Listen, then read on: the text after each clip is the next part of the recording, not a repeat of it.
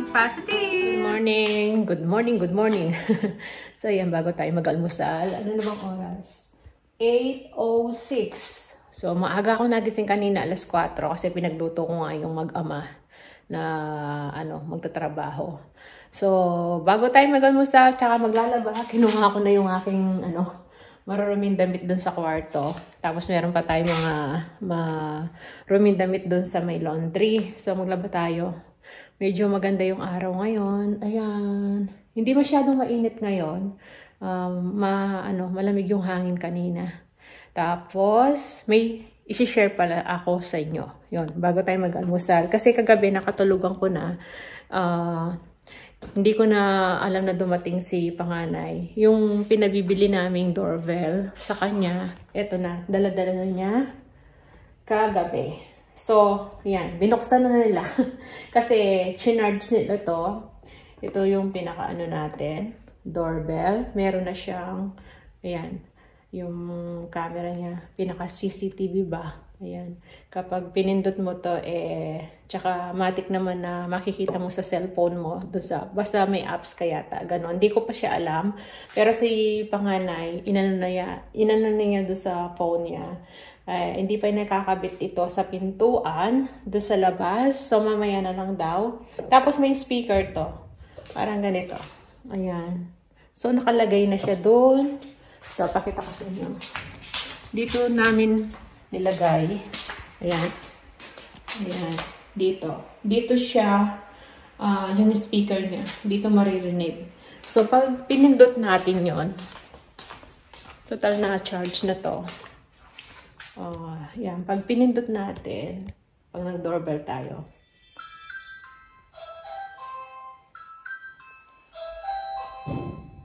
diba? May doorbell na. Dun sa speaker, siya. At least maririnig mo siya, malakas siya. Dun siya sa hallway. So, tapos, eto, may camera pa siya. Kapag meron siyang parang motion detection ba tawag doon? Kapag napadaan lang na may tao, nag-a-alarm siya. So, naririnig ko. Kapag napadaan ka sa kanya. Ayan. Minsan, di ko naririnig pag may kumakatok. Dahil nga, ang layo nung diba? Yung pintuan natin doon dito. Pag minsan dito ako sa chatter. Tapos, may share din ako uli sa inyo. Kasi mamaya, isa-surprise natin si Mr. Meron tayong paribon dito. Eto, binili rin ni panganay. Kasama yung girlfriend niya. Ayan. Parang ribbon cutting, no? Meron tayong ganito kasi mamaya darating na yung binili naming TV para kay Mr. Yan, hindi niya alam. Ang pagkakaalam lang niya, projector, yung binili ni panganay. Kasi, ganito yon. Dun sa shutter ni Mr. dito, ang gusto niya talaga 85 inches na TV. Dito niya ilalagay yon. Kasi parang dito yung pinaka-cinema niya. Dito siya manonood, ayan, magre-relax. Kaya nga, binilhan ko na siya ng recliner niya. Yan, hindi niya expected na pasok sa budget yung recliner na yan. Kasi nakasale yung mga gamit nung bumili tayo, pati yung house. So, pati yung recliner, sinali ko na. Ngayon, wala pa siyang TV dyan. Ngayon, ang balak namin, dahil may natitira pa akong savings para sa TV, may nakatabi talaga kami para sa pambili ng TV. 85 inches ang gusto niya, kaya lang kulang pa. So, ang pera lang nasa akin, $800 para sa TV yon. Ngayon, pag dadagdagan na lang namin hanggang madagdagan yon para makabili kami ng TV para sa kanya.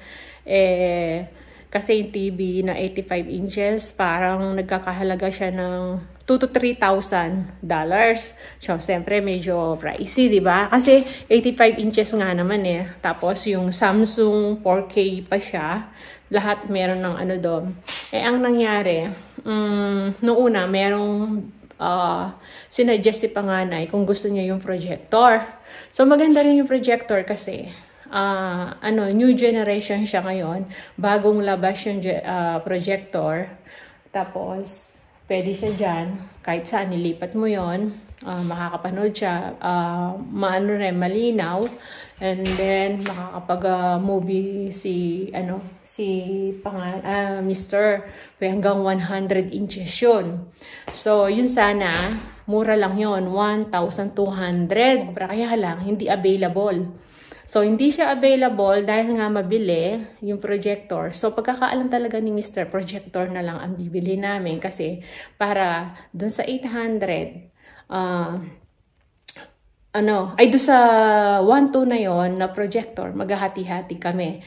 Kumbaga, ako mag-share ng 500, tapos si panganay 500, tapos si bunso 200. O, di ba? Di pasok na sana, mabibili na yon. Kaya lang, di nga laging available. Laging nauubusan ng stock dahil nga daw mabili yung projector na yon. Ngayon, nakaano kami dahil nung Boxing Day, December 26, nag-sale yung mga TV. Yan, nakita namin sa yung Samsung 4K, ano na siya. Lahat, maganda na yon. Basta, hindi ko alam yung mga pangalan ng basta yung Samsung na TV, 485 inches na siya. Naging 1.7 na lang. Na dating 2 to 3K yun, mga yun. So, di ba sabi ko kay bunso, kay panganay, nag-usap kami, kung di rin available yung projector, bakit hindi pa natin yung para total, gusto naman ni papa niya, yung talagang TV, 85 inches. So, yun nga, ang naano rin ng panganay, oo nga mama, sabi niya, kasi hinihintay lang talaga namin kasi mag-sale yung TV, bibili talaga siya ng 85 inches na TV, kasi yun ang gusto niya talaga. Yun nga, kahapon, kasabay nung doorbell, bago niya binili yung doorbell, pumunta na si panganay dun sa bilihan ng TV. Sa Harvey Norman niya nabili nga. Mas mura kasi, mas malapit na rito kaysa dun sa Retrovision. So, sa Harvey Norman, dun ang maraming stock na yung 85 inches na TV. Smart na siya. Smart TV. So, yun. 1.7 plus yun. Ngayon, meron siyang P for delivery. $95 ata kasi medyo malayo-layo nga yung lugar dito. So, sabi ko, pwede na. So, kami ni panganay, nagbibideo callan kami kahapon para malaman. So, yun nga, shinare ko yung nakatabi namin ni Mr. na 800 para sa TV, tapos yung the rest, yun na yung dalawa. So, si panganay, tapos yung pinakabutal, si bunso. So, yun na daw yung gift nila kay papa niya. Kasi malapit na yung birthday ni papa niya in February. So, ang pinaka-gift namin, yung TV na nga lang. Kasi na walang kaalam-alam si Mr. na TV na siya, hindi na siya projector. So, yun, mamaya, pag dumating yung TV, pag dineliver niya, eto, lalagyan ko daw ng ribbon, sabi ni panganay. Para pagdating ni Mr., isa-surprise natin. Kasi dito na ihahatid nung magdi-deliver. Papapasok na namin dito sa shutter. Tapos tingnan natin ang reaction ni Mr. So yan, siya na lang uli mamaya kung anong mangyayari. So surprise natin kay bali, na to, pang Christmas niya, pang New Year niya, saka pa birthday na namin sa kanya. O, di ba? Kasi yan talagang gusto niya, pangarap niya yung TV. So yan, almusal muna tayo.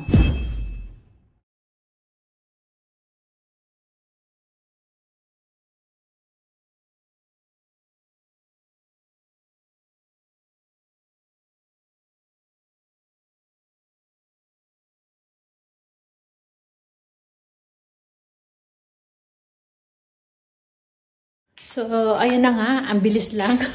Nagulat ako nung nandyan na.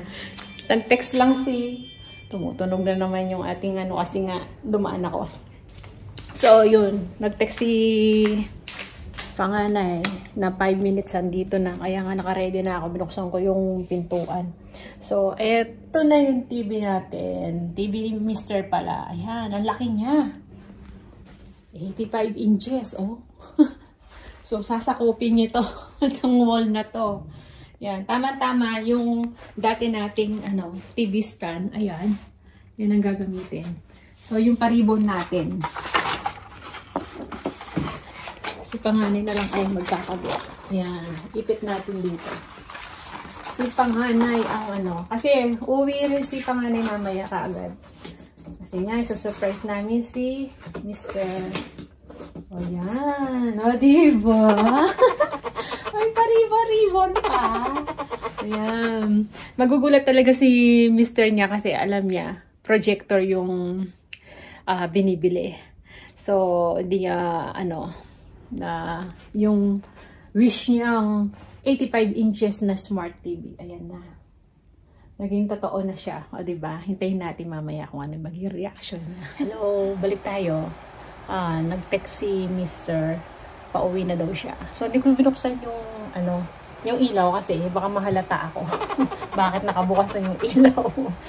So, ayan, nakaset. Pinapalit nga pala ni panganay. Pinalipat yung ribbon, dapat daw sa side. Sa gitna ako na ilagay kanina, di ba? So, dito tayo mag-i-stay. Diyan lang kayo. Tingnan natin anong reaction ni Mr. So, bumili din ng merienda si panganay. Nandun sa bench stop. So, yan. Hintayin natin dumating. Mga ilang minutes. Kasi hanggang 25 minutes yung biyahe niya. 25 to 27 minutes. So, malapit na siya niyan. Nandiyan na si Papa. Hintayin na lang natin. Nandiyan na. Papasok na.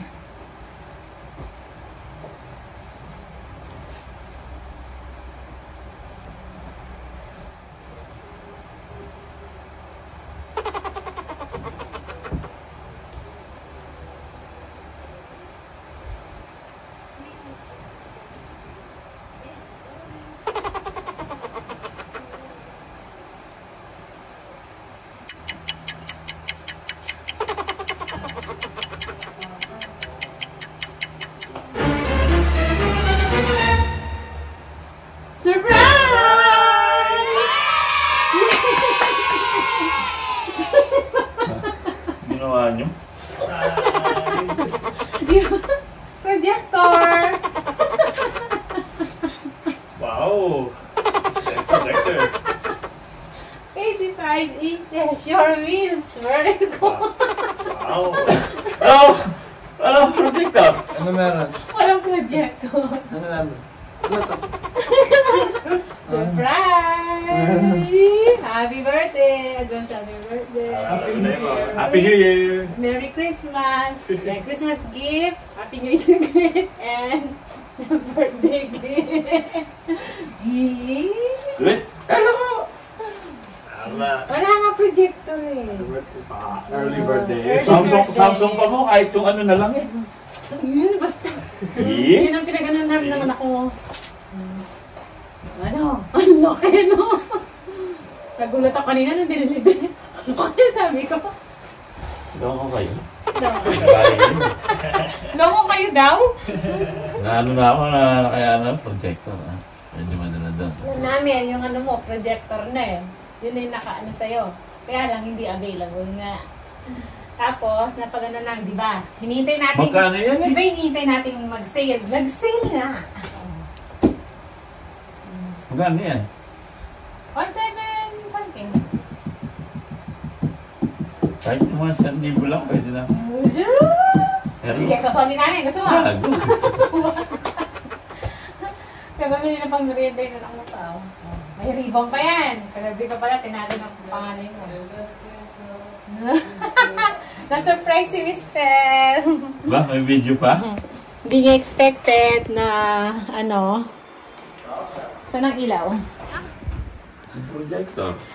Oo nga. Kaya lang, as in wala. Oh, yan na. Ang bihira. I-unbox mo mamaya yan para matry natin. Kung maandar, kung may soli natin. Sorry, paano mo sa solid? Laki. Di ba? Pa, sasakupin niya lahat to. Oh, ano masasabi mo sa mga anak mo? Speechless. Projector ba yung mo? Ah? Solid na kahit 3 years ako walang pa-birthday, Christmas. Yan na yan, no? Di ba? Uy! Seba? Happy? Yan, birthday. Yung wish mo, ayan na. Oh. 85 inches. Not smart TV. Nakasale, kaya nga pagkakataon na. Masel pa niya? Oo, nakasale siya. 1 week lang ang sale. Buhat nung December 26, yung Boxing Day. Kailan yung ina yan? Ha? Kailan niya napag-desisyon? Kahapon. Nung isang araw. Tapos kahapon tumingin na siya. Saan tumingin? Yeah, may pamerienda si panganay. Sa ano? Harvey Norman. Dapat retribution eh. Ayan. Wala sa price match? Ayan. Meron yung sa ano, retribution tsaka Harvey. Wala. Ito yun. Yung sarap. Generalized match ko sa retribution. So, yan. Hindi expect ni Mr. So, papa-unbox natin mamaya yan para ano. Yan lang. Yung pa-surprise namin kay Mr. Ayaw naman madali sa bed eh. Ayaw ata, gusto projector. Oo nga eh. Balik mo na nga. Anak ko. Pasok ko. Ba't may kahon dito? Dito ata bubuhin yung bed? O, diba? Yan o. Di ako prepare. Dito dati sa recliner, na-surprise ka. O ngayon, dito naman sa TV. Surprise siya ulit. Yan ang ano kasi... Wala pa kami isang buwan, kinukompleto na yung gamit natin. Kasi, abangan na kasi eh. Bali, pa-birthday namin kay Mr. kasi, ano na siya, golden. Golden birthday. Oh. 50, kaya gold yung ribbon. O, diba? Ganon. Oo. Sige, sepek na natin pag-unbox. Ayan, maraming salamat. See ya!